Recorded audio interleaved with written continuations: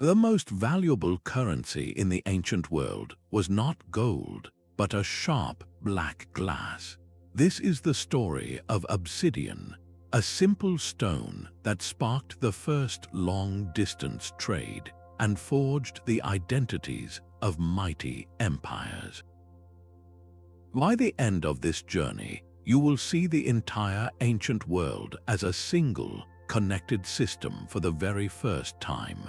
We will uncover how a quest for better tools compelled strangers to communicate, and how the salt roads and amber routes built civilizations from the ground up. What invisible threads linked a quarry in Turkey to a pharaoh's court in Egypt? How could the secret of silk topple empires? We will trace the path from that first piece of volcanic glass to the sprawling networks that defined Rome and Han China. What does the timeless human drive to connect and exchange tell you about our world today? That first piece of obsidian was more than a tool, it was a revolution. Sourced from a handful of fiery mountains, this volcanic glass was the sharpest substance our ancestors could find. In a world of crude stone axes and bone needles, an obsidian blade was a marvel of technology. Its edge could be flaked to a thinness measured in molecules, making it perfect for slicing meat, scraping hides, and even for delicate surgery. But this incredible material had one crucial limitation. It was only found in a few specific volcanic regions, like the mountains of Anatolia in what is now Turkey. If you lived hundreds of miles away, you could not just go out and find it. You had to find someone who had it. This simple fact of geography ignited the first sparks of long-distance trade. The immense value of that black glass compelled people to undertake journeys we would consider ambitious even today. They traveled across rugged terrain, following rivers and mountain passes, driven by the need for a superior cutting edge. Archaeologists have uncovered the proof of these epic journeys. They find obsidian blades and cores in villages far from any volcano, and through chemical analysis, they can trace each piece back to its exact source quarry, sometimes over 600 miles away.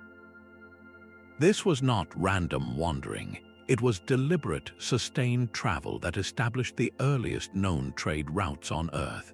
This movement did more than just move rock, it moved ideas. The trade in obsidian created the world's first specialized economies. Some communities settled near the volcanic flows, becoming expert miners and knappers, skillfully shaping the raw glass. Others, living along the travel corridors, became the middlemen, the distributors who knew the paths and the people. For the first time, groups of humans became interdependent.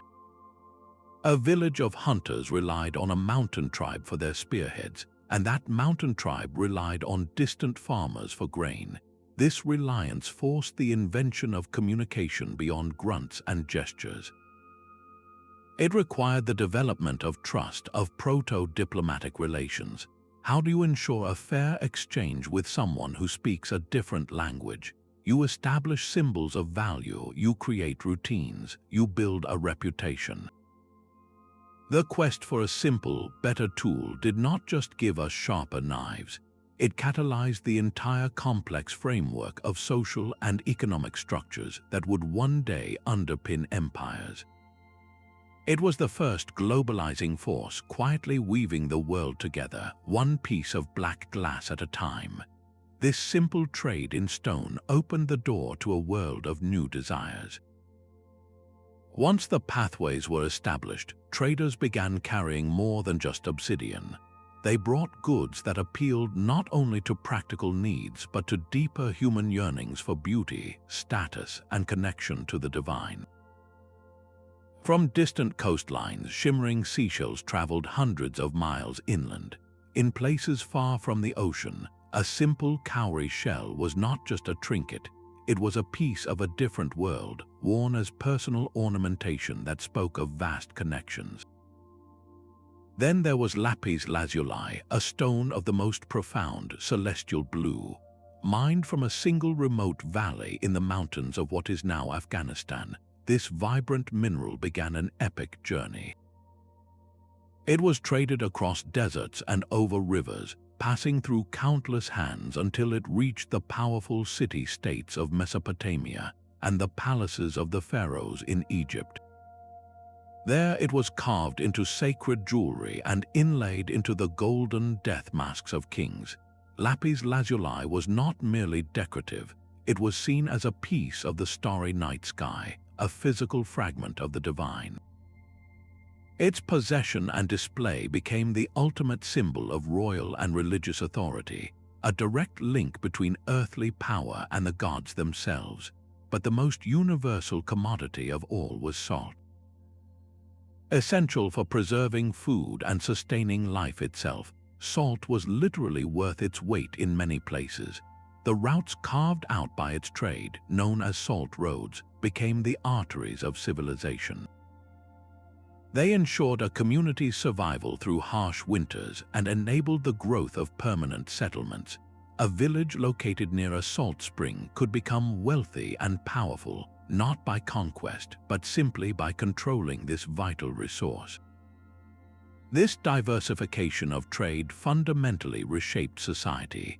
Your wealth and status were no longer determined solely by what you could grow or make yourself, but by what you could acquire from the farthest corners of the known world.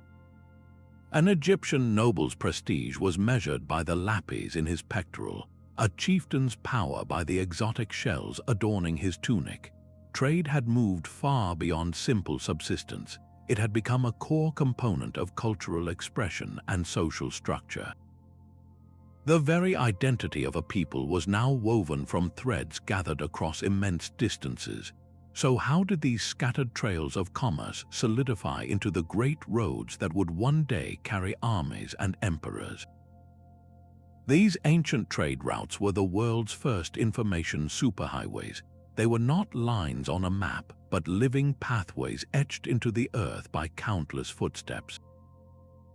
Picture a merchant carrying a load of salt or lapis lazuli not on a paved Roman road, but on a narrow dirt track winding through a river valley. He follows the lay of the land, a course dictated by geography itself. A mountain pass offers the only way through a towering range. A dependable oasis provides the only water for 100 miles. A sheltered coastline allows a boat to hop from one safe harbor to the next. These natural corridors were the only logical choices for travel, making them the invisible skeleton upon which the body of ancient trade was built. The famous Silk Road of a later era was merely the grand culmination of these humble trails, paths that had been in use for thousands of years by nomadic herders, local merchants, and religious pilgrims. Journeying these routes was a perilous undertaking that demanded more than just physical endurance. It required an almost sacred knowledge passed down through generations. A trader needed to know which mountain pass was clear of snow in spring, where the secret water holes were in a blistering desert, and how to navigate by the stars at night. Most critically, he needed to understand the complex social landscape. A successful journey meant negotiating safe passage through the territories of other groups, each with its own language, customs, and demands for tribute. This was not a simple vacation. It was a high-stakes expedition where a single wrong turn or a failed diplomatic encounter could be fatal. Yet the rewards of these dangerous journeys extended far beyond the material goods being carried. These routes became powerful conduits for everything that makes a civilization. Ideas flowed as freely as spices.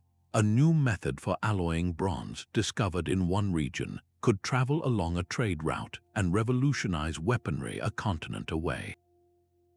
A system of writing or a mathematical concept could be exchanged at a bustling oasis town and spread to a dozen different cultures.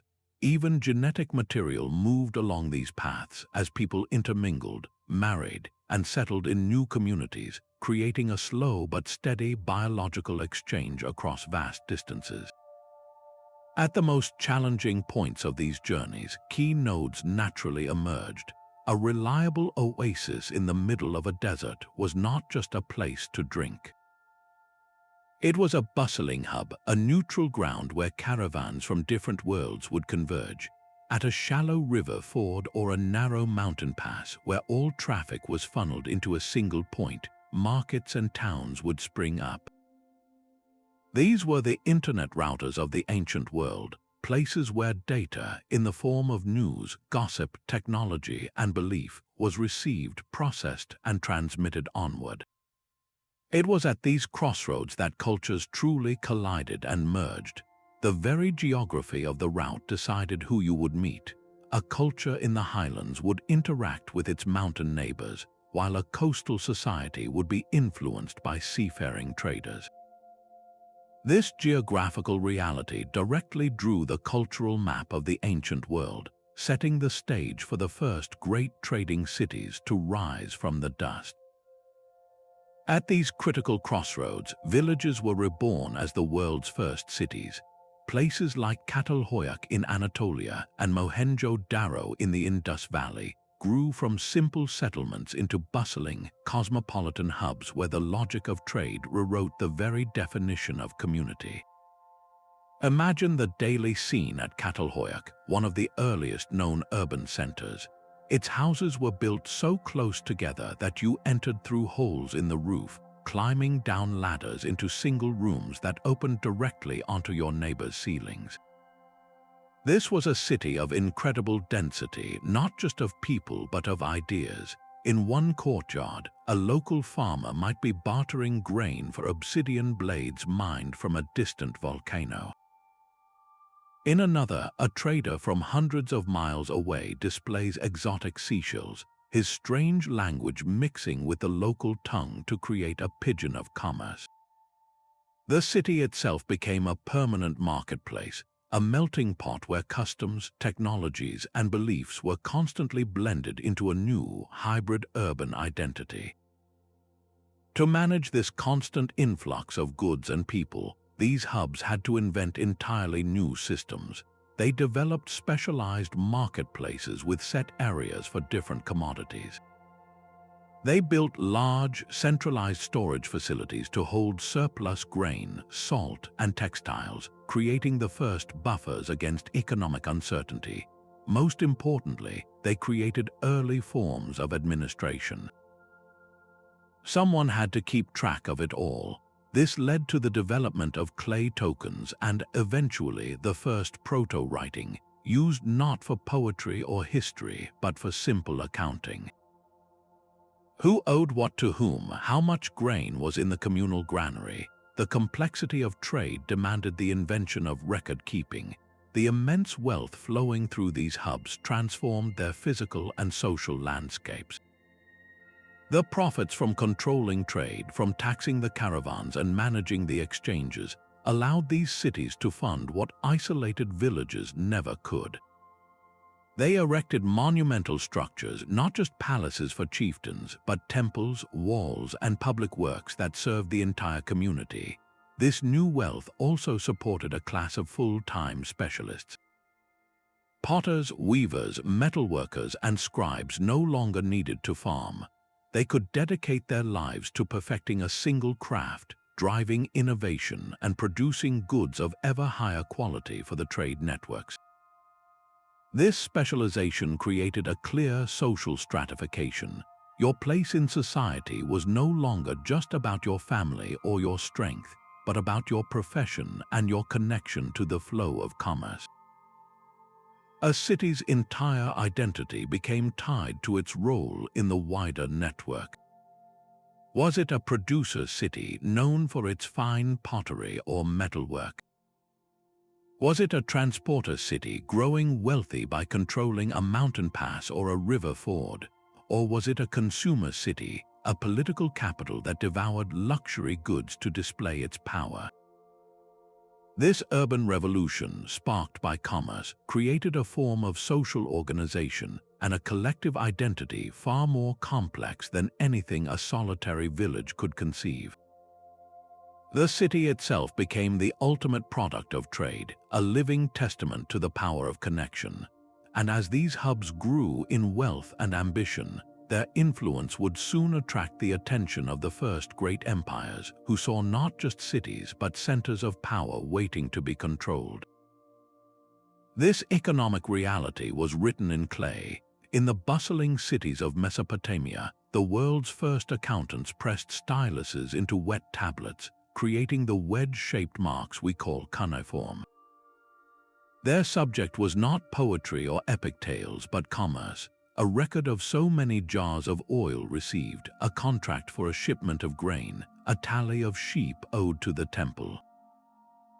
Writing itself was an invention born from the overwhelming need to manage trade. The city-states of and Uruk, rising from the mud between the Tigris and Euphrates rivers, were powerhouses of production. Their looms wove vast quantities of woolen textiles, and their fertile fields produced grain surpluses, yet they were desperately poor in the raw materials needed for civilization. They had no forests for timber, no mines for copper or tin, and no quarries for precious stones. Their very survival and ascent depended on acquiring these things from distant, often hostile lands. This fundamental lack turned them into the world's first great economic strategists. They could not simply wait for traders to arrive. They had to go out and secure the sources.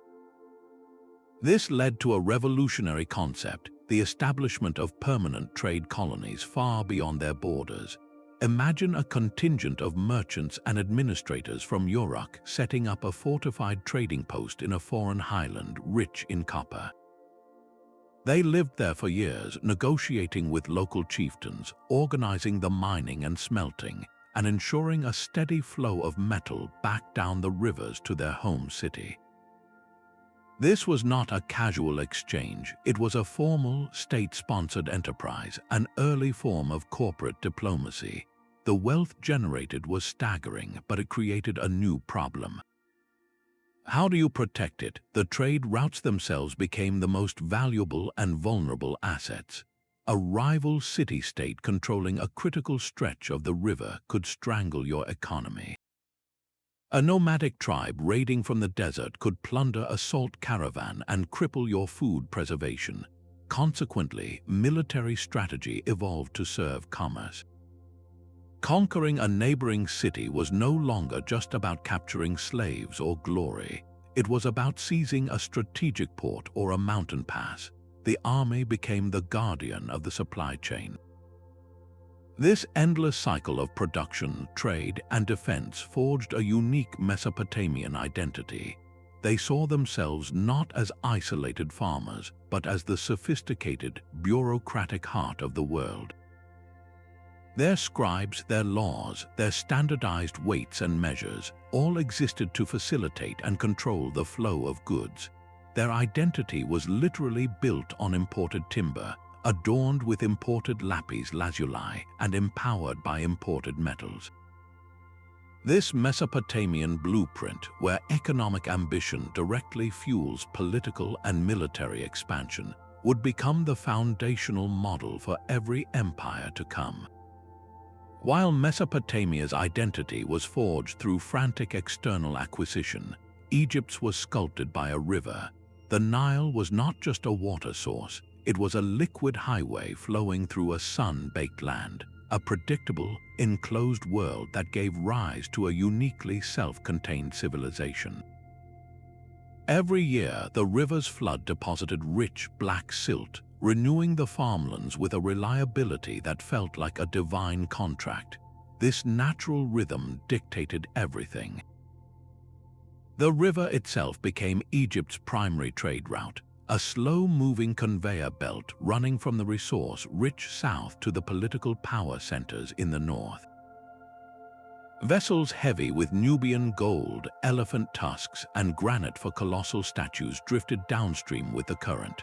On their return south, they carried grain from the delta and manufactured goods, all powered by the prevailing winds.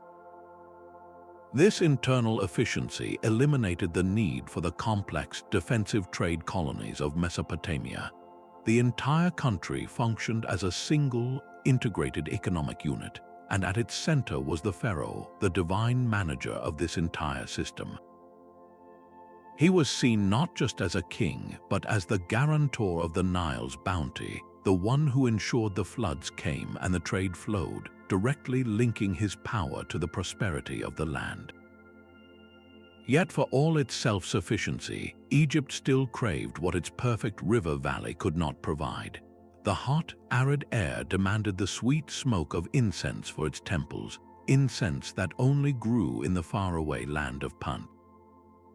Its palaces and funeral barges required the tall, fragrant cedar wood from the forests of Lebanon, a timber unknown on the Nile. These desires compelled Egypt to look outward.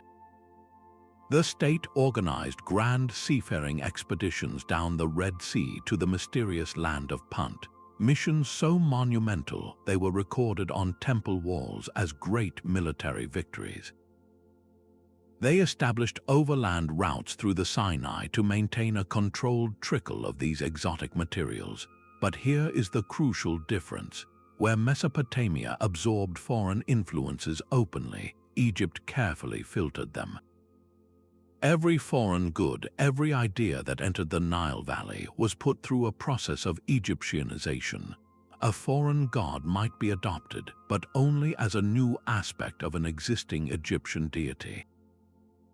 A Syrian musical instrument would be welcomed into the court, but its sound would soon be woven into distinctively Egyptian music.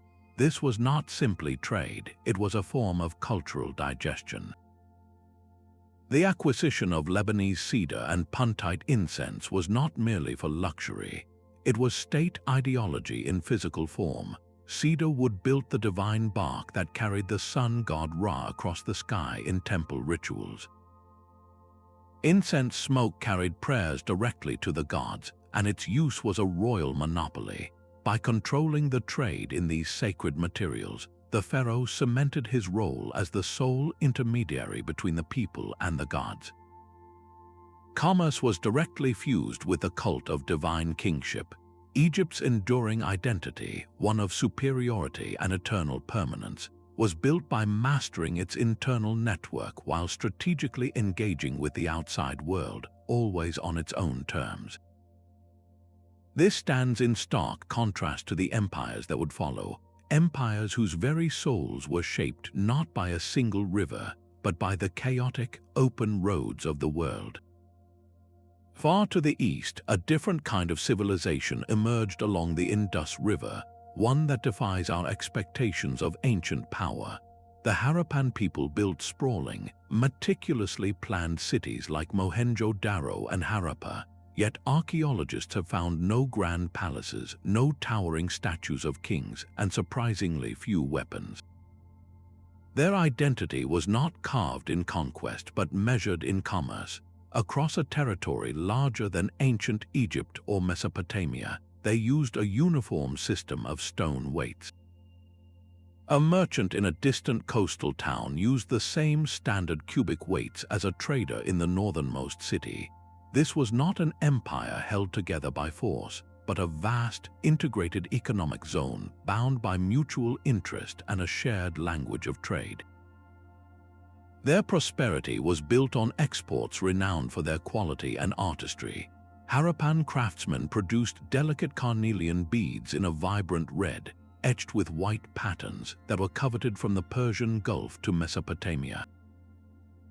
They carved intricate seals from steatite, depicting mythical beasts like unicorns, which were used to stamp bales of goods, functioning as the world's first trademarks, a guarantee of origin and quality.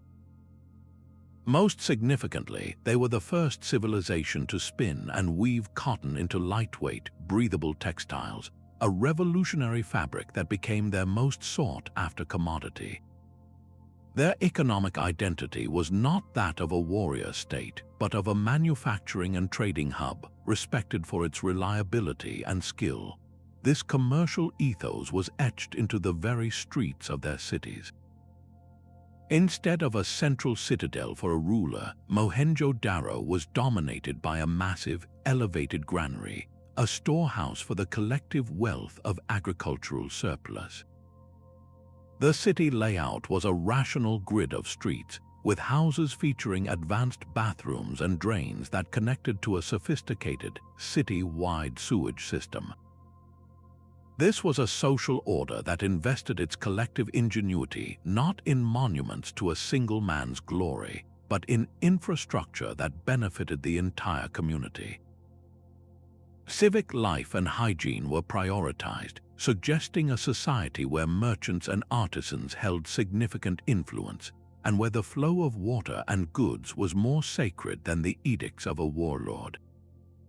The Harappan civilization presents a profound enigma, a powerful, unified culture that seems to have thrived for centuries without a centralized, militaristic empire. Its identity was likely a commercial one, a shared material culture, and a common standard of value that united a diverse region through economic cooperation. This makes their eventual decline all the more haunting. Around 4,000 years ago, their cities were slowly, systematically abandoned.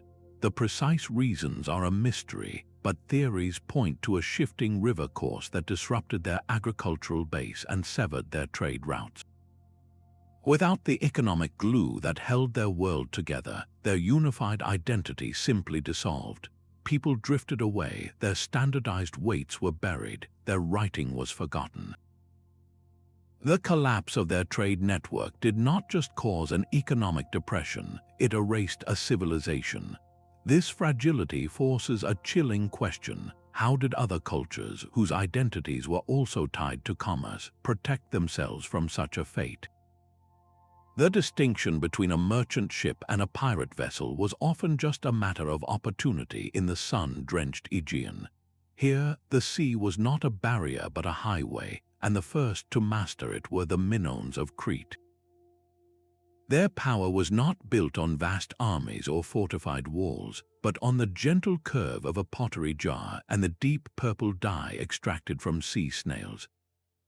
They established a thalassocracy, a sea empire, where control was measured in safe harbors and favorable winds, not conquered territory. Their vibrant frescoes depict a society uniquely open to the world, with artistic styles borrowed from Egypt and Anatolia blended into a uniquely Cretan aesthetic. A Minoan trader sailing to the Nile Delta was not just carrying olive oil and saffron, he was a conduit, absorbing new ideas about architecture and administration and carrying them back to his island palaces, which were designed with a stunning lack of fortifications, so confident were they in the power of their fleet. This confident maritime identity, however, would not last. From the Greek mainland emerged the Mycenaeans, a culture whose legacy is written in bronze weapons and massive stone walls. They admired Minoan wealth and culture, adopting their writing system to record their own, more militaristic accounts of palatial inventories and troop movements. The Mycenaeans operated in a world where commerce and raiding were two sides of the same coin. A voyage planned as a peaceful trade mission could quickly turn into a plundering expedition if a weakly defended port presented itself. This fluid reality is echoed in the epic poems of Homer, where heroes like Odysseus are celebrated as both cunning traders and ruthless raiders, their identities shaped by whatever the journey demanded. This constant interaction, a turbulent mix of exchange and conflict, created a potent crucible for innovation. Chariot designs from the Near East were adapted for the rugged Greek terrain. Advanced metalworking techniques for stronger bronze weapons spread rapidly from one palace workshop to another. The entire Aegean became a single, interconnected system, its cultures growing more alike even as they competed. This makes the Great Collapse around 1200 BC so dramatic. In a relatively short period, this entire world fell apart. Palaces were burned, trade routes were severed, and the knowledge of writing was lost. The collapse was so total because their identities were so deeply intertwined, their economies so dependent on that constant maritime exchange. When the network failed, the identities it supported shattered with it. Yet, from the ashes of this unified system, a new and even more adaptable maritime culture was already preparing to rise. From the dark age that followed the Mycenaean collapse, a new power rose from the eastern shores of the Mediterranean. The Phoenicians did not build vast empires or raise colossal statues to their kings. Their kingdom was the sea itself, and their identity was forged in the hulls of their revolutionary ships. These vessels, with their distinctive rounded hulls and a single square sail, were the workhorses of antiquity, capable of carrying heavy cargoes across open water. From their independent city-states of Tyre, Sidon, and Byblos, they launched a commercial enterprise that would stretch from the Levant to the very edge of the known world. They were not conquerors seeking land, but merchants seeking harbors, and their strategy was brilliantly simple. They established a chain of trading posts that dotted the entire Mediterranean coastline. These outposts, from Cyprus to North Africa and all the way to the silver-rich coasts of Spain, were not colonies of occupation. They were secure ports, resupply stations, and friendly markets, creating a maritime web that gave them a monopoly on long-distance sea trade for centuries. Their most legendary product was a color, a deep, vibrant purple. Tyrian purple was not a pigment that could be mined or grown. It was painstakingly extracted in vats from the glands of a specific sea snail, with thousands of mollusks needed to produce a single gram of dye. The process was so foul-smelling and labor-intensive that the dye became worth more than its weight in gold. This color did not fade, it intensified with sunlight and wear, making it the ultimate status symbol. From the robes of Assyrian emperors to the togas of Roman senators, wearing this purple was a direct, visible declaration of immense wealth and power. The Phoenicians had commodified prestige itself, yet their most enduring export was not a luxury good but an idea.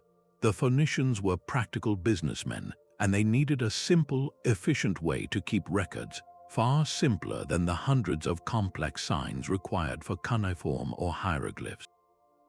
They took existing scripts and refined them into a system of just 22 characters, each representing a consonant sound.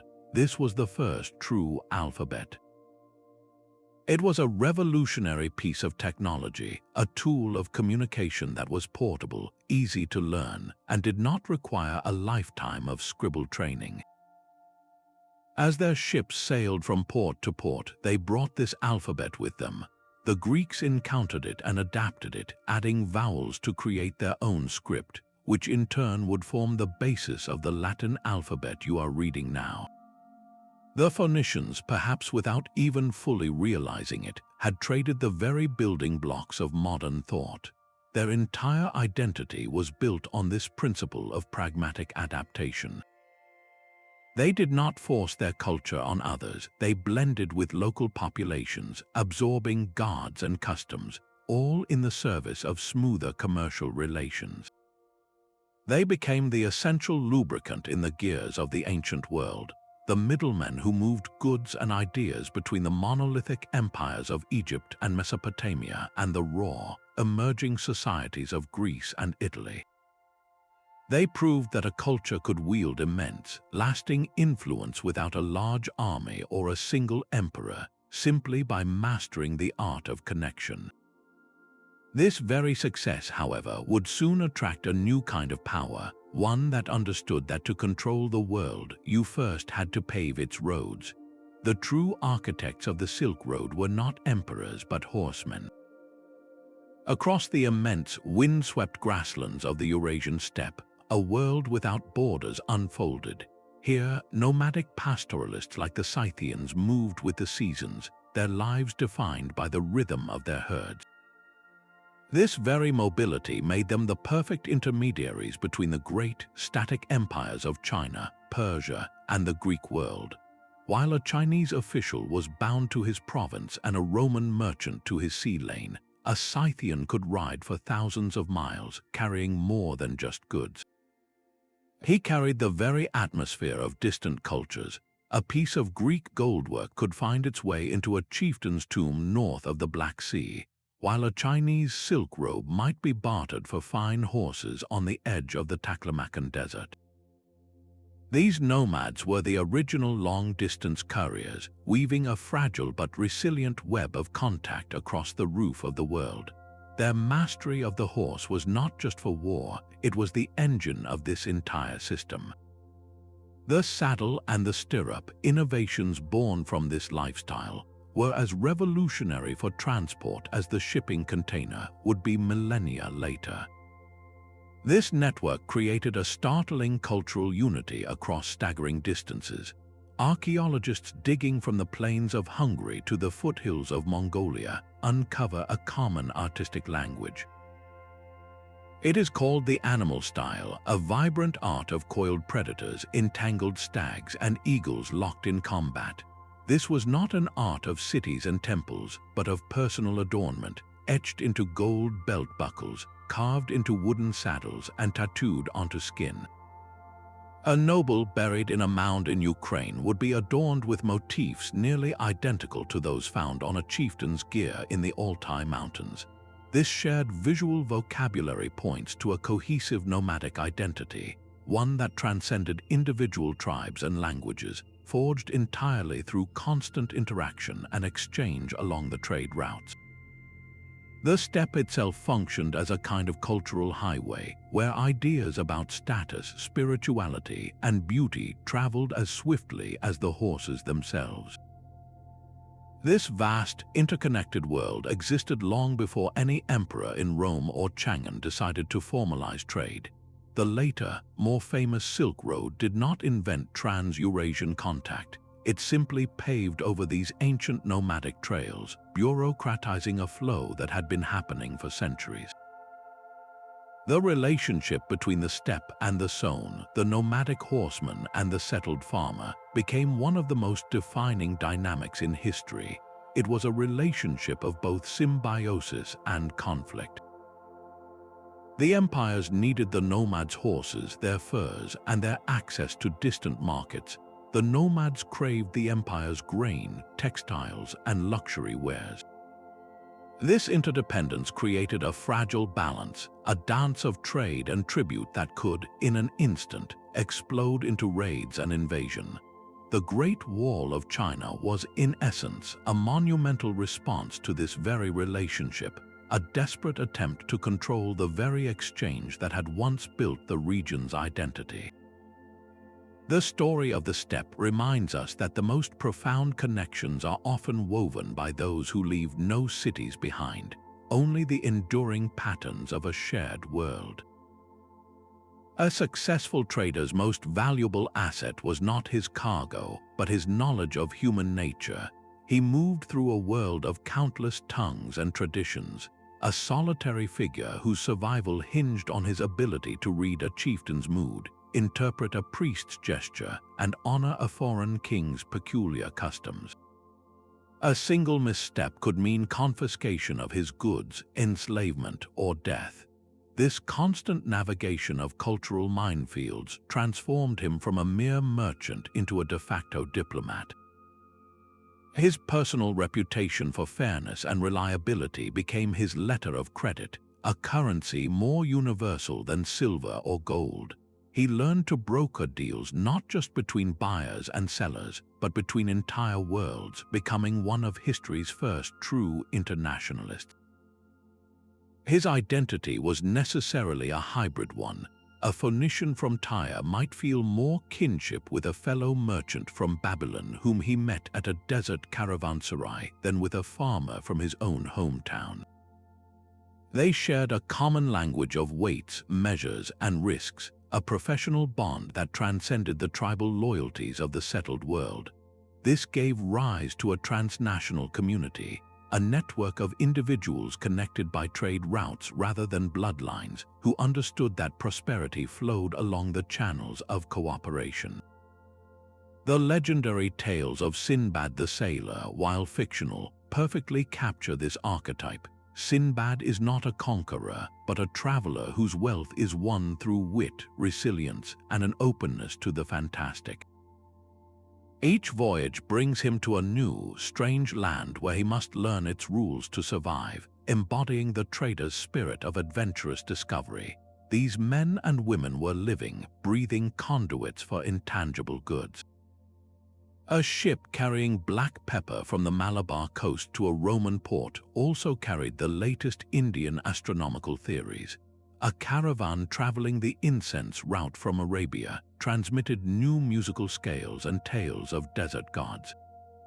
The trader was a walking library, a news service, and a technology transfer agent all rolled into one. His very presence introduced new ways of thinking. What use was a new god from a distant land? Perhaps it offered solace in a way the local deities did not. What was the value of a foreign story? It might contain a new strategy for irrigation or a warning about a distant political upheaval. This constant, low-level exchange of ideas gradually softened the hard edges of cultural isolation.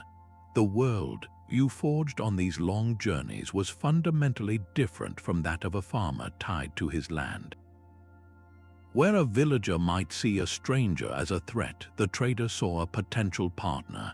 This perspective, born from necessity, valued connection over isolation, curiosity over fear. It was a quiet, persistent force that helped weave the fragmented tapestry of ancient cultures into a more interconnected whole, proving that the most powerful cargo was often the one you could not see. A new sword design was often the fastest-moving news in the ancient world. Trade routes acted as a global nervous system, carrying not just spices and silks, but the blueprints for technological revolutions. Consider the chariot. This lightweight, horse-drawn vehicle of war was likely perfected by the steppe nomads, masters of mobility, but it did not stay on the grasslands for long. The concept raced along trade corridors, and within a few generations, it had been adopted and adapted from the Nile Delta to the Yellow River. In Egypt, it became the shock weapon of the pharaohs, a mobile platform for archers that could decimate slower infantry armies. In China, it evolved into a heavily armored command center. The same basic technology, filtered through different cultural needs, had simultaneously reshaped warfare across the entire continent. This was innovation at the speed of trade. The same rapid transmission occurred with the very materials that defined the age. The secret of smelting copper with tin to create bronze, a metal far stronger than its components, did not dawn independently in every civilization.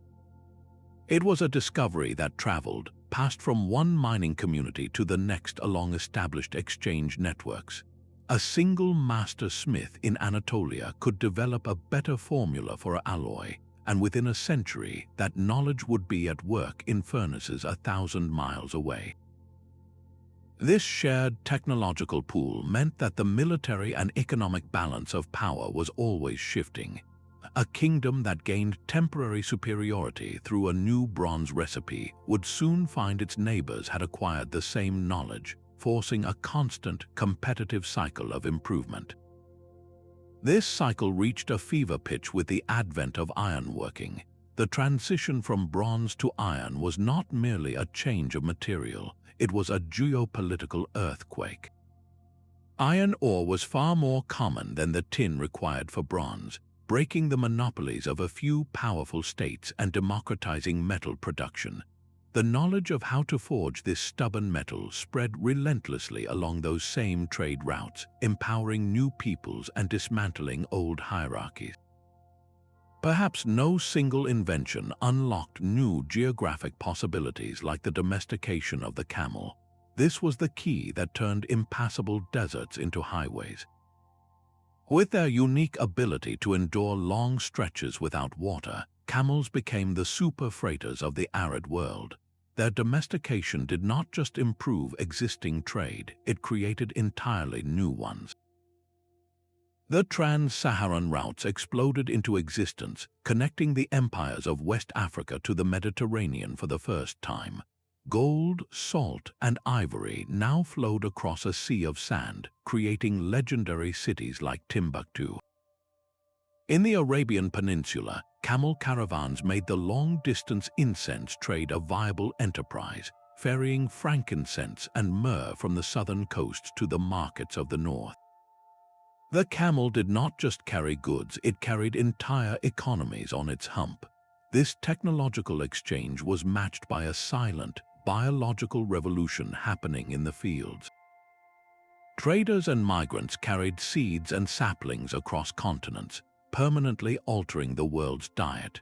Grapes and olive trees slowly traveled from their Near Eastern homelands westward, eventually taking root in the soils of Italy and Spain, where they would become the agricultural backbone of future empires. Meanwhile, from the east, rice and peaches began their journey west, introducing new staples and luxuries to the palates of Central Asia and beyond. This was not merely about variety. The introduction of new crops increased food security, allowing populations to grow and supporting the dense urban centers that trade itself had created. A civilization's strength was now partly measured by the diversity of plants it cultivated, a living library of imported knowledge. This relentless flow of innovation and life made isolation impossible. No civilization, no matter how mighty, developed in a vacuum. Each was a living tapestry, continually rewoven with threads of foreign technology, borrowed crops, and adopted ideas. Your identity was not a fortress to be defended, but a river constantly fed by new streams. This process of perpetual evolution, driven by contact, becomes most visible when we look beyond swords and seeds into the very realm of what people held sacred. A merchant ship carried more than just spices in its hold, it carried the very gods of its homeland. As people and goods moved, their religious beliefs traveled with them, flowing along the same routes as copper and cloth. The Mesopotamian goddess Ishtar, a deity of love and war, found worshippers from the Nile delta to the highlands of Anatolia. She did not simply arrive as a foreign idol, she often merged with a local goddess, absorbing her attributes and temples, becoming a new, hybrid figure that reflected the blended identity of a trading hub. This process of religious syncretism was constant and natural. Look at the Greek god Dionysus, the god of wine and ecstasy. His story and symbols are deeply intertwined with earlier gods of fertility and wine from Anatolia and Egypt, a clear fusion of ideas that occurred along well-traveled paths of exchange. This was not a dilution of faith, but an enrichment, a spiritual response to an increasingly interconnected world. The most profound religious exports were the mystery cults. Originating in the East, these secretive religions promised initiates personal salvation and a blessed afterlife, a powerful idea that spread like wildfire through the ports and legions of the Roman Empire. They were not carried by conquering armies, but by merchants and soldiers, individuals far from home who sought comfort and meaning in a new, universal promise that transcended local tribal gods. The physical substance of faith followed the same routes. Incense, the sweet-smelling resin of frankincense and myrrh, was as essential to ancient ritual as bread or wine. Its smoke was believed to carry prayers to the heavens, and its use was mandatory in temples from Jerusalem to Rome. This made the arid Arabian Peninsula, the sole source of these precious resins, one of the most critical religious and economic crossroads of the ancient world. The caravans that trekked across its deserts were carrying the breath of the gods themselves. In the generally open landscape of polytheism, this trade in deities led to remarkable religious tolerance.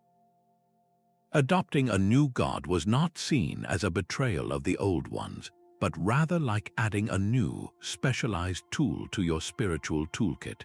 A sailor might make an offering to the Phoenician storm god Baal for a safe voyage, while also honoring the Egyptian goddess Isis for protection at home.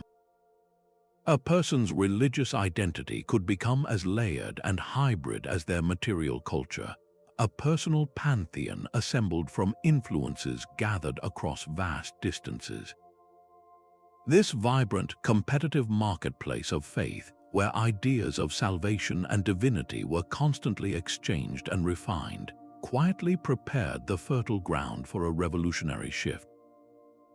The constant movement and mingling of beliefs created an audience ready for a new kind of message, one that would eventually allow universal religions like Buddhism and Christianity to find receptive ears far from their birthplaces. Commerce had done more than move goods, it had paved the way for the soul of the world to be transformed. The soft rustle of Chinese silk in a Roman forum was a sound of pure power. In a world without mass media, the objects you owned were your public biography, and for the elite, that biography was written in imports. A senator's toga, woven from threads produced by insects on the other side of the world, was not just clothing. It was a walking map of his influence, a silent proclamation that his connections stretched farther than any army could march. This was a universal language of status. In Han China, the elite coveted exquisite Roman glassware, a translucent material that seemed to capture light itself, a marvel of Western craftsmanship that could not be locally reproduced. The value of these objects went far beyond their function. They were tangible proof of a ruler's ability to command the fruits of the entire known world. Spices were another currency of prestige.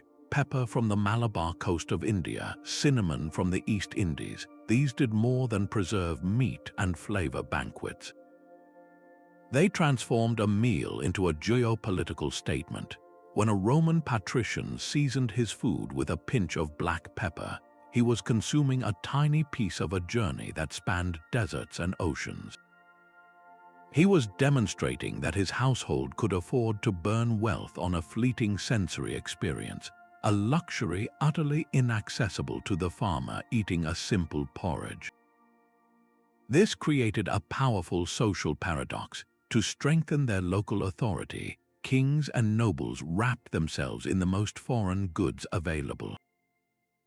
They built an identity of cosmopolitan sophistication that deliberately set them apart from their own people, using distance and rarity to create an unbreachable wall of prestige.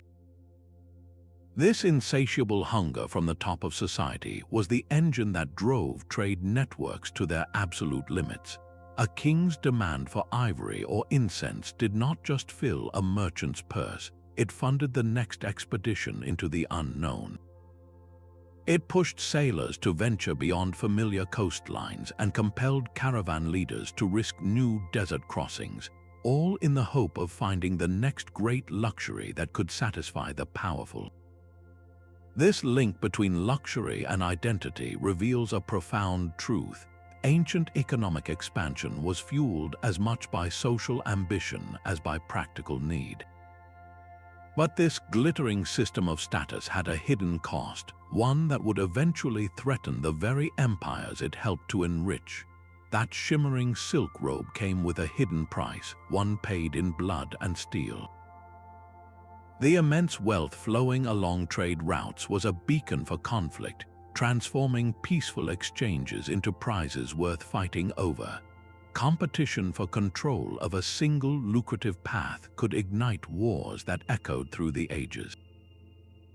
The legendary Trojan War, immortalized by Homer, was fundamentally a conflict over the trade gateway to the Black Sea, a vital corridor for metals and grain.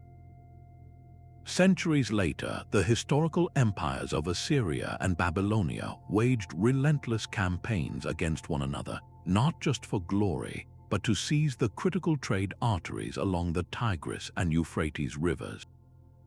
Controlling the route meant controlling the wealth, and every king understood that the fastest way to enrich his treasury was to take what another had built. This constant struggle bred a new, darker cast of characters whose identities were forged in the shadows of commerce. In the unpredictable waters of the Mediterranean, piracy was not a rare crime but a permanent feature of maritime life. From the shadowy sea peoples who terrorized the Bronze Age to the later Illyrian pirates who plagued the Adriatic, these raiders were the predators of the trade ecosystem. They lurked in hidden coves, preying on heavily laden merchant ships, their entire livelihood dependent on the constant flow of goods they did not produce. On land, the smuggler became a cunning counterpart to the lawful merchant. As city-states and empires imposed taxes and tariffs on trade goods, a parallel, illicit economy emerged. Smugglers found secret mountain passes and deserted coastlines to move high-value goods like silk or spices, avoiding the official tolls that made them so expensive. They were the risk-takers who proved that where there is a tax, there is always a way around it. This dark side of trade forced civilizations to evolve in response. The very existence of pirates compelled the development of dedicated navies, not for exploration but for convoy protection. The threat of raiders led to the construction of fortified walls around port cities and watchtowers along desert caravan routes. Mercenary guards found steady work protecting shipments, their loyalty bought and paid for by the promise of safe passage. Legal codes began to include lengthy sections on maritime law, contracts, and punishments for theft, creating the earliest frameworks of international commerce regulation. This constant, tense interplay between cooperation and conflict created a more complex and realistic identity for trading societies. A city like Tyre or Athens was not just a center of culture and philosophy. It was a fortress of commerce, its people aware that their prosperity was perpetually under threat. Their identity embraced both the open-handed merchant and the wary sentinel, acknowledging that the wealth from beyond the horizon was never free. It demanded vigilance, strength, and a willingness to defend the very connections that defined them. The sound of a dozen different languages in a single marketplace was not a sign of chaos, but the very engine of a new kind of order. For trade to function across such vast distances, a merchant needed more than just fair prices. He needed a way to ask for them. The sheer cacophony of tongues along a major trade route created a powerful, practical demand for a common language, a linguistic key to unlock wealth. The first and perhaps most successful of these ancient lingua francas was Aramaic, originally the language of a relatively small group from the Levant. Its simple alphabetic script and grammatical structure made it far easier to learn than the complex cuneiform of Mesopotamia or the hieroglyphs of Egypt.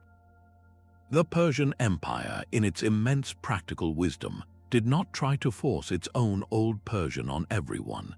Instead, they adopted Aramaic as the official language of administration across their entire territory, which stretched from the Nile to the Indus River. Suddenly, a tax document written in a provincial office in Egypt could be understood by a bureaucrat in the imperial heartland of Persia.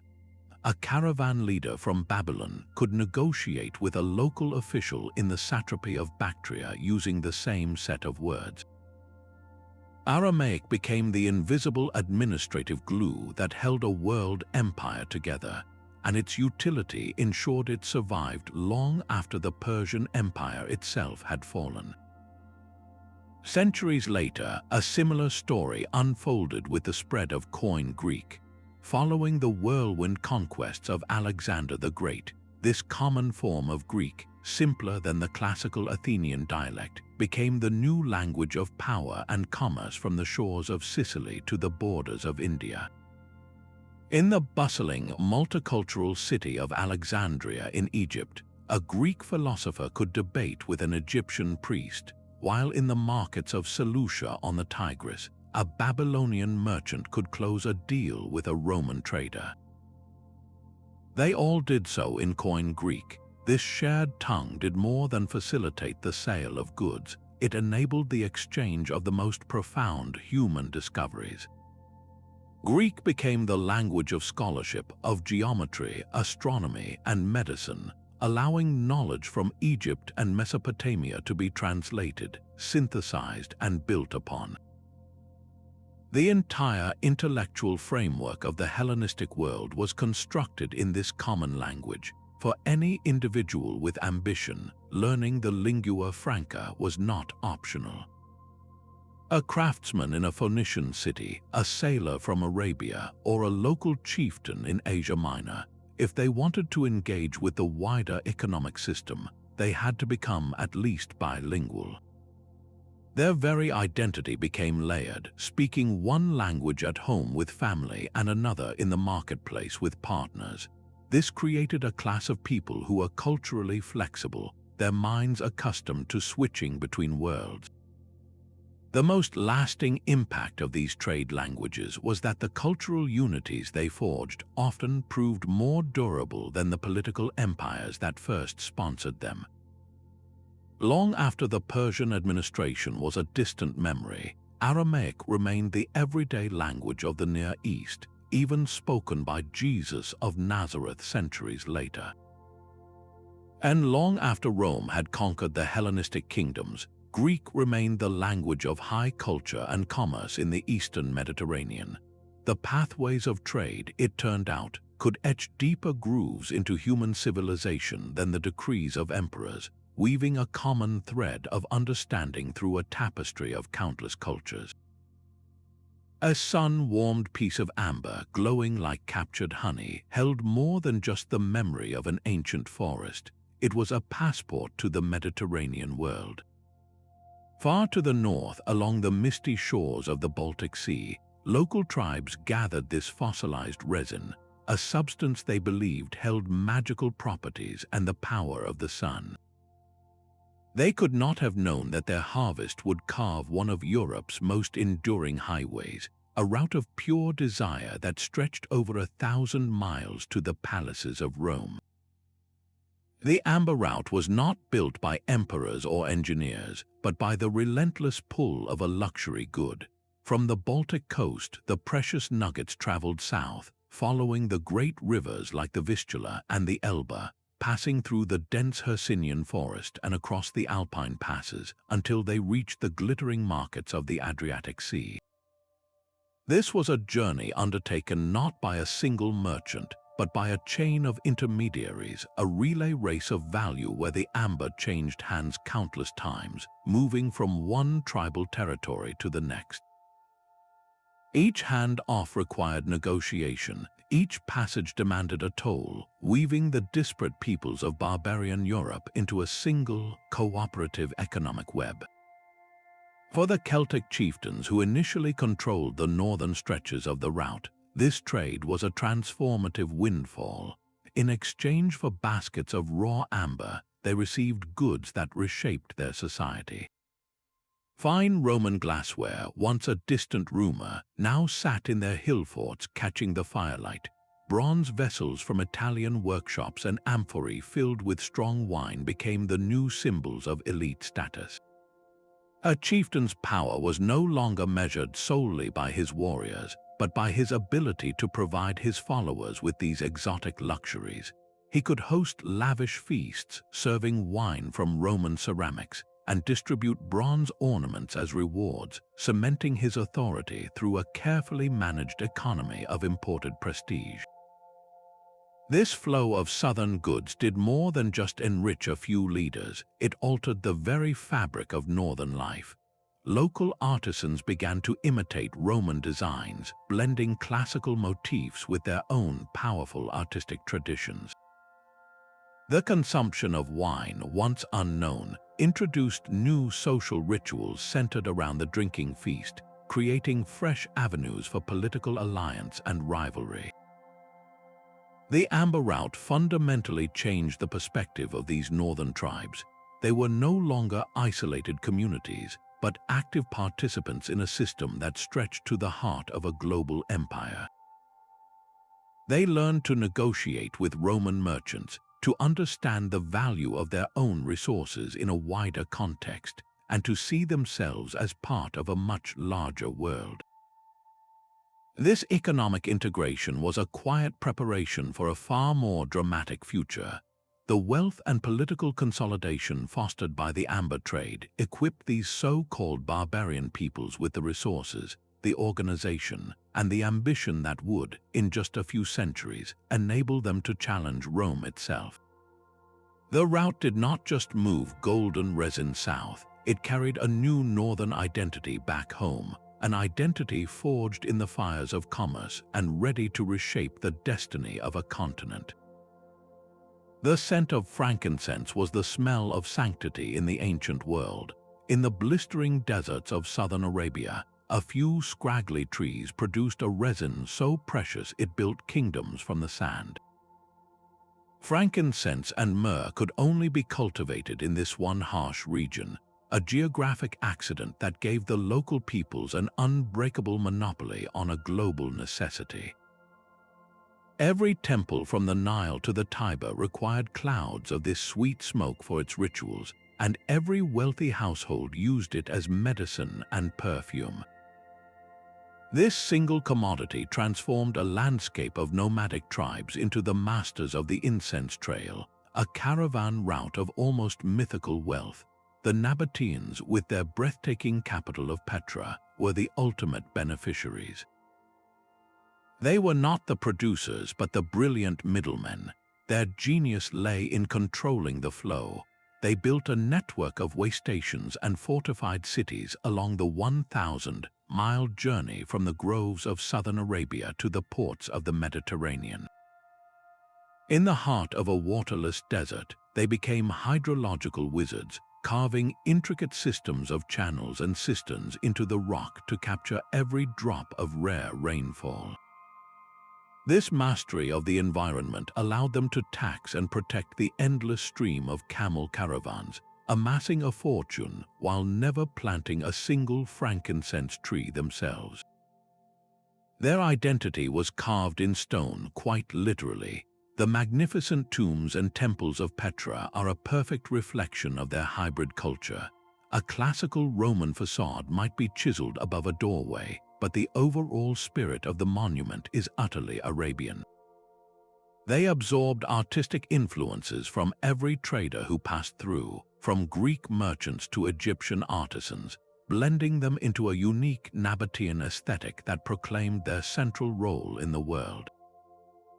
They were a desert people who became cosmopolitan power brokers, their wealth and identity flowing directly from their position as the indispensable link between the producer and the consumer. The same was true for the legendary Sabaean kingdom, the land of Sheba, farther south. Their power was built on the source itself, the actual groves of frankincense. They grew wealthy not from taxing the route but from controlling the harvest. Their prosperity was so famed it attracted the attention of foreign empires and inspired biblical tales of a queen bearing gifts of gold and spices. The very existence of these desert kingdoms forces a profound question. Can a civilization be built entirely on a fragrance? For the Nabateans and Sabaeans, the answer was a resounding yes. Their entire social structure, their architectural achievements, and their political influence were funded by the world's hunger for sacred smoke. They proved that an identity could be forged not by producing a staple good, but by mastering the space between the source and the market, becoming the vital artery in the body of global commerce. The royal road was more than a path, it was a statement of imperial logic. Under the Achaemenid king of kings, Darius the Great, the scattered trails of the ancient world were forged into a single, state-sponsored backbone. This was not a new creation, but a masterful act of consolidation. Darius took the existing network of local paths used by merchants and nomads for centuries and formalized it, paving sections, building bridges, and establishing a chain of guarded relay stations at regular intervals. The result was a highway stretching over 1,500 miles, from the bustling heart of Susa to the prosperous port of Sardis near the Aegean coast.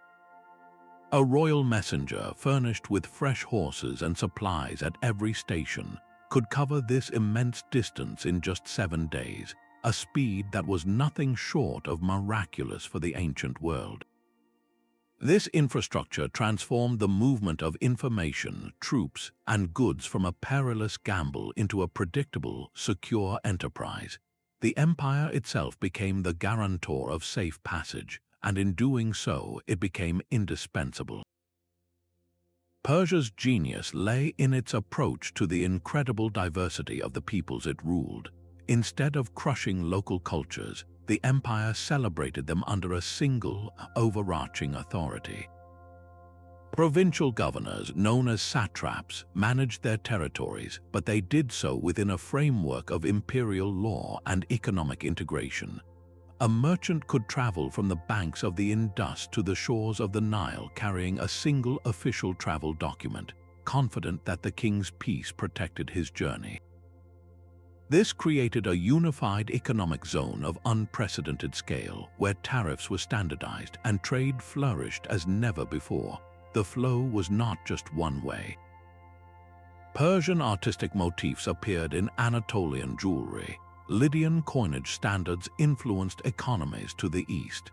Egyptian administrative techniques were adopted in Mesopotamian offices.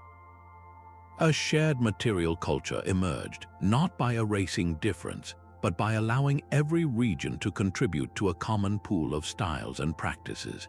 The Persian model proved a profound point, that a strong, centralized state could use commerce and communication not to dilute its power but to reinforce it. The wealth generated by safe trade filled the imperial coffers, while the constant movement of people and ideas knitted the vast empire together into a cohesive whole. This was the first great blueprint for managing a world empire, and its lessons on unifying diversity through economic connection would echo for 1,000 years. Alexander the Great's empire fractured almost as quickly as it formed, yet his most lasting legacy was not a kingdom, but a connected civilization. His whirlwind conquest shattered the old political barriers between the Eastern Mediterranean and the Near East, forcibly knitting them into a single, sprawling economic zone. In the wake of his armies, he planted cities like seeds, dozens of them, many bearing his name. These new Alexandrias were not mere military garrisons. They were designed as permanent hubs of commerce and culture, strategically placed along the ancient trade routes his campaigns had followed.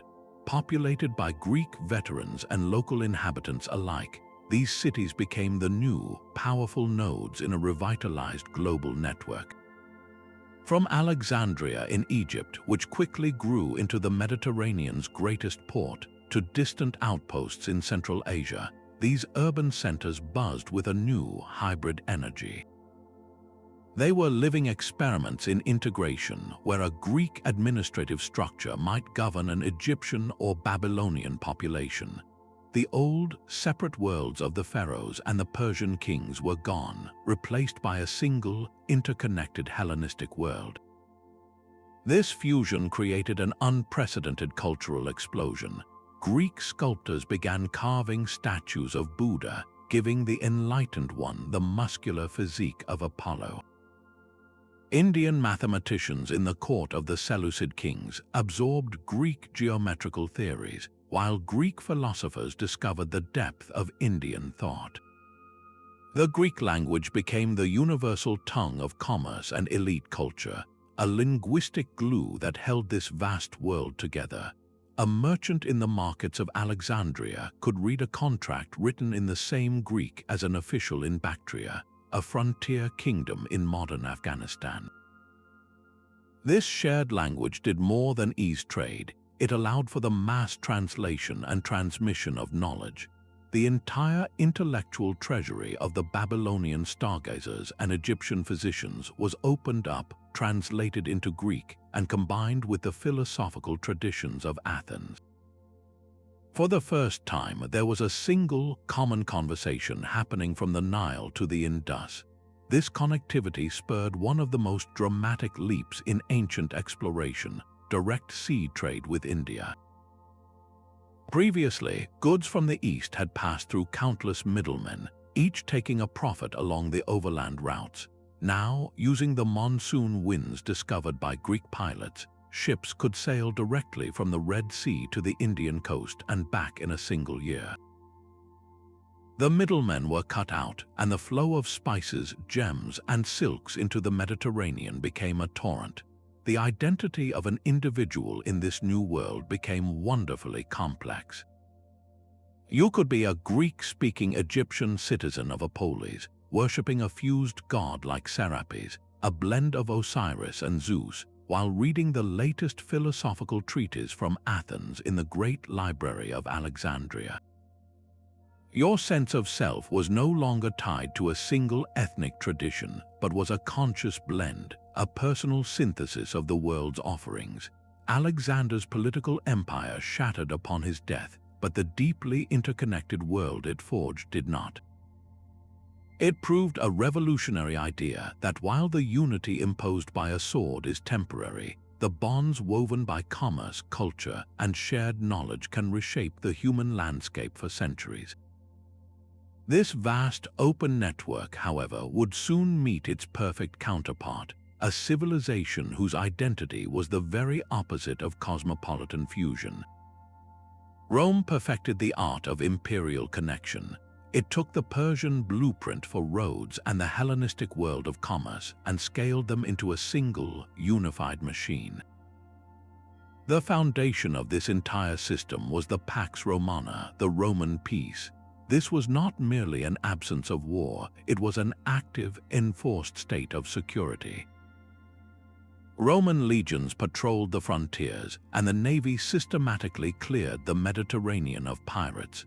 For the first time in history, a merchant could ship a cargo of Spanish olive oil or Egyptian grain with a reasonable expectation that his ship would not be plundered and his crew enslaved. This security was the prerequisite for an economic explosion.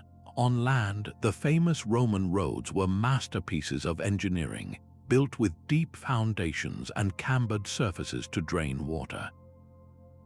They were laid out in straight lines, cutting through hills and bridging rivers, designed to move legions with brutal efficiency.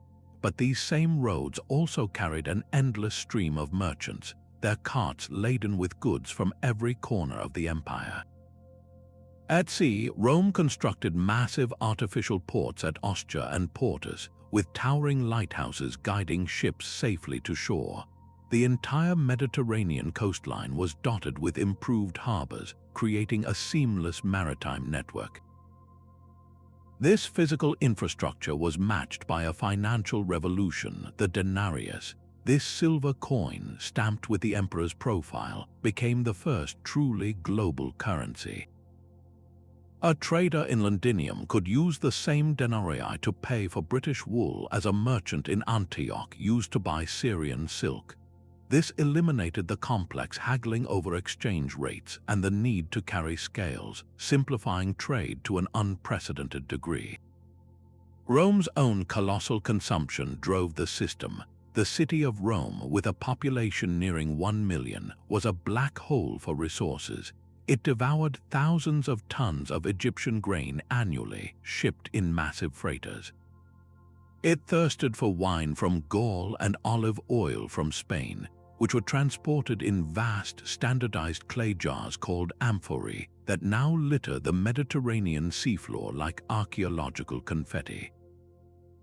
This demand forced the provinces to specialize. Egypt became the empire's breadbasket. Spain was a factory for oil and metals. Gaul perfected large-scale wine production. Southern Britain exported slaves, hunting dogs, and precious metals. Each region was woven into the economic whole, its prosperity tied to supplying the Roman machine. This integration fostered a powerful cultural process known as Romanization. To be Roman was less about your ethnic origin and more about your participation in this system.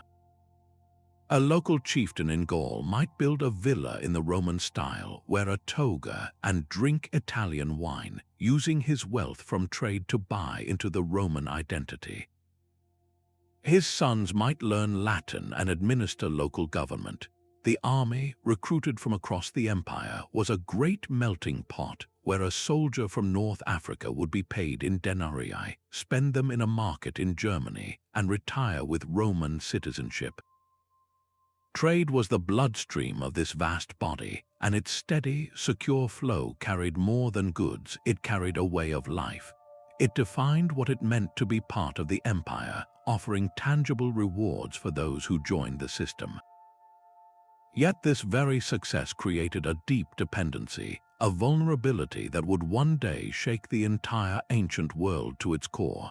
The secret of silk was a matter of life and death in Han China. For centuries, the knowledge of how to cultivate silkworms and unravel their shimmering cocoons was protected with a ferocity usually reserved for matters of state. Revealing the process to any foreigner was an act of treason, a crime punishable by execution.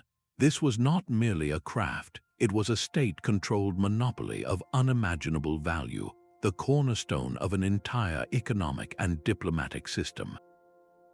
While Rome built its identity on open roads and a common currency, the Han dynasty in the east wielded this single, miraculous fabric to secure its empire. The demand for silk in the wealthy Roman world was insatiable. To the Romans, this material was a wonder, a fabric as light as a breeze yet strong as leather, capable of taking dyes in colors of impossible brilliance. They had no idea how it was made, some believing it grew on trees or was combed from special leaves. This Western craving was the ultimate economic pull, the primary force that would formalize the overland pathways we now call the Silk Road. But for the Han emperors, silk was more than an export, it was a strategic weapon. Their greatest military threat came from the mounted archers of the Xiongnu Confederation, fierce nomads of the northern steppes. The Han needed their superior horses to fight them, and they paid for these vital military assets with bales of silk. A single transaction could see tens of thousands of rolls of silk exchanged for herds of the sturdy Central Asian horses that would equip the Han cavalry. This trade was not driven by profit but by survival. It pushed Chinese influence deep into Central Asia, as military outposts and fortified trade towns sprouted along the routes to protect the flow of this vital exchange. A Chinese identity rooted in the concept of the Middle Kingdom, the civilized center of the world, now extended its shadow across the deserts. Yet this sense of cultural superiority existed in a constant, delicate dance with necessity. The Han court viewed the outside world as barbarian, but its own security depended entirely on carefully managing relations with these very peoples. They developed sophisticated maritime trade routes as well, sending ships south along the coast to exchange silks and bronzeware for the pearls, spices, and exotic woods of Southeast Asia. Here was a profound parallel to Rome, half a world away. Both great empires, one in the west and one in the east, discovered that their political stability and military power were inextricably linked to the trade routes they could control. They both used commerce as a tool of statecraft, defining their place in the world through the goods they sent out and the ones they brought in. The Han, however, maintained a tighter, more secretive grip, building an empire where the most potent symbol of power was a thread spun by a moth. A single bale of silk from a Chinese workshop and a deadly pathogen from the steppes could ride the very same roads. This was the double-edged nature of the ancient world's great integration. For thousands of years, the trade routes had been weaving a single, sprawling web across Afro-Eurasia, and by the time of Rome and Han China, the system was so mature that a product could journey from the Yellow River to the Tiber, never once carried by someone who knew the entire path. Each hand-off at a caravanserai or a port market was more than a sale. It was a cultural transaction. A Chinese silk robe might be traded for Central Asian horses, then those horses sold for Persian carpets, and those carpets finally exchanged for Roman glass. With each exchange, not only was value added, but stories, artistic tastes, and technological hints were passed along like a long, slow, whispered conversation across continents. This constant, low-level contact created a remarkable synchronization in human development.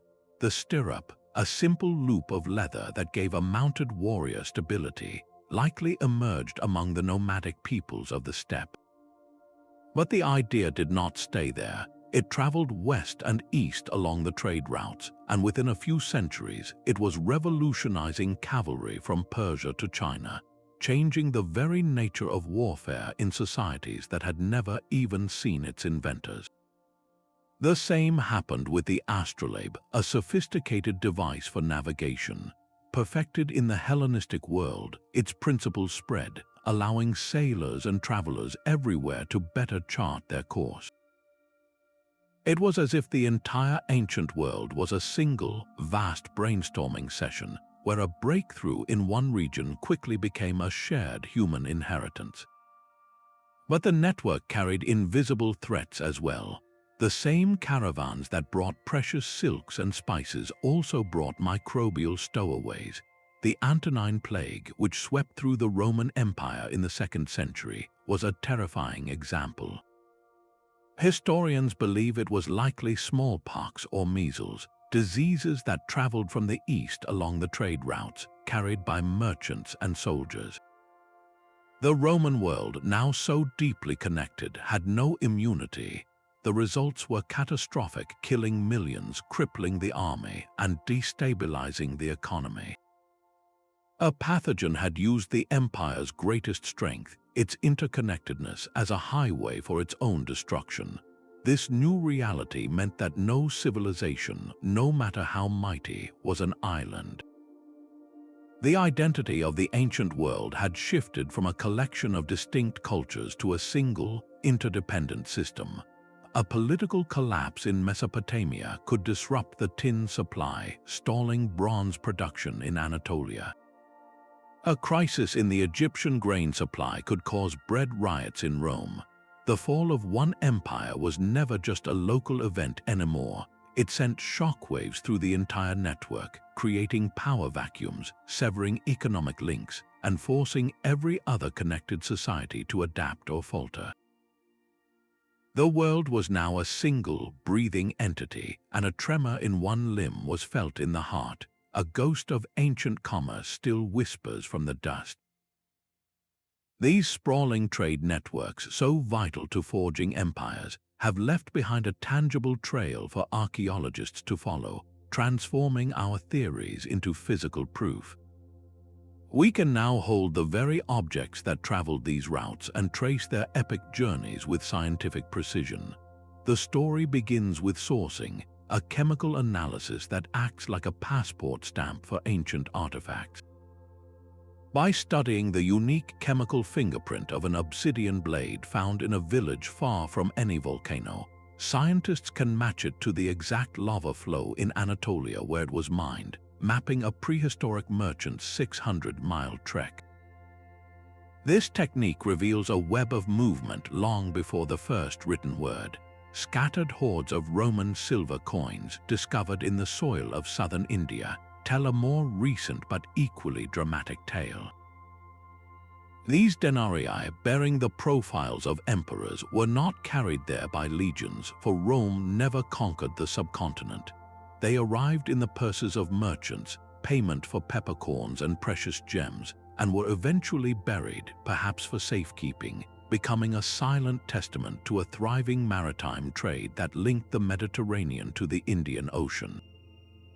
Similarly, a Han Dynasty bronze mirror, its reflective surface once used by a Chinese noble, might be unearthed in a chieftain's tomb in Central Asia, a luxury good that crossed deserts and mountains through countless hands.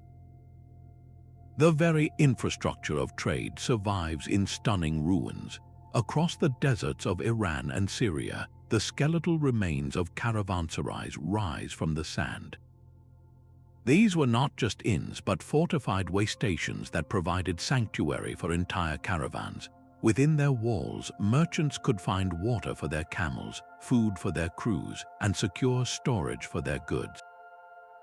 Their strategic placement, a day's journey apart, charts the course of the Incense Road and the Silk Road as clearly as any modern map.